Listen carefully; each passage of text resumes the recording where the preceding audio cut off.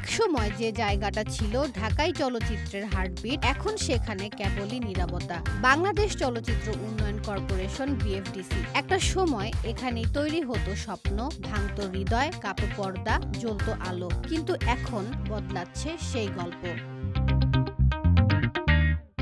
বাংলাদেশের চলচ্চিত্র শিল্পের প্রাণকেন্দ্র এই এফডিসি। এই জায়গা একসময় ছিল কালজয়ী সিনেমার গর্ভগৃহ। বেদের মেয়ে জ্যোৎস্না, চোরাবালি, নবাব সিরাজউদ্দৌলা সহ অসংখ্য জনপ্রিয় সিনেমা গড়ে উঠেছে এখানেই। ঝর্ণা স্পটের পানিতে নেমে যেমন সাবানার দৃশ্য ধারণ হতো, তেমনি ক্যান্টিনে বসে গল্প লিখতেন কাজী মাজহারুল আনোয়ার। এফডিসি ছিল সিনেমার কারখানা। কিন্তু এখন বিএফডিসিতে ঢুকলেই প্রথমে চোখে পড়ে শুনশান পরিবেশ। বেকার কর্মীরা বসে থাকেন অলস আড্ডায়। মাঠে ঘাটে এখন আর ক্যামেরা ঘোরে না, অ্যাকশন কাট শোনা যায় না। টিভি অনুষ্ঠান আর বিজ্ঞাপন শুটিং ছাড়া কিছুই হয় না। মুখ থুবড়ে পড়েছে ঝর্ণা স্পট, ক্যান্টিনে নেই ভিড়, আর মান্না ডিজিটাল কমপ্লেক্সেও কেবল স্মৃতির প্রতিধ্বনি।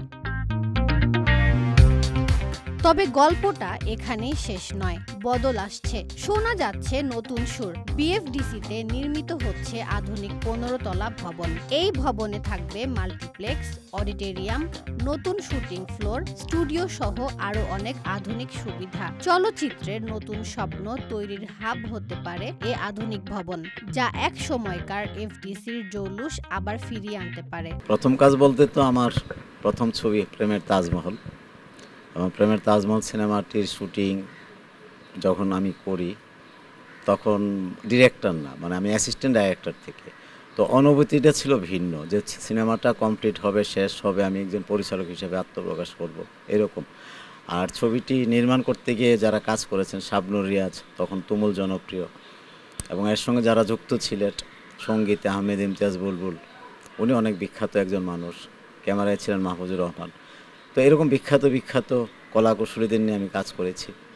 প্রশ্ন এখন একটাই, এই আধুনিকায়ন কি ফিরিয়ে আনবে সিনেমার হারিয়ে যাওয়া দিন? বড় পর্দার নায়ক নায়িকারা কি আবারও হেঁটে যাবেন ঝর্ণা স্পটের পাশ দিয়ে, নাকি এফডিসি শুধুই ইতিহাস হয়ে থাকবে স্মৃতির পাতায়? সময়ই দেবে তার উত্তর।